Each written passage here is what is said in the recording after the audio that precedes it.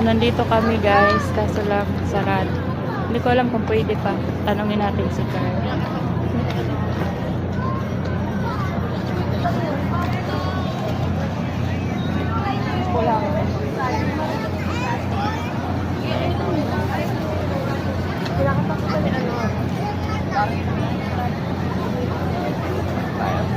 Pasok tayo.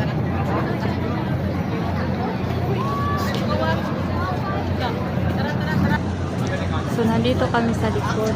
Pila tayo, baka pwede pa. Try namin pumila dito guys. Pwede. Dito lang kami sa likod.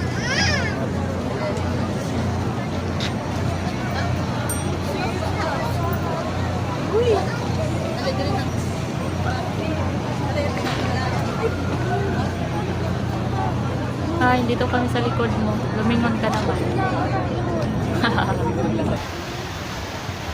Dito na lang kami sa labas kasi naabutan na kami ng cut-off.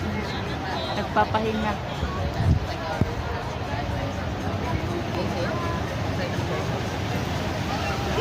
Biglang lilingon yan.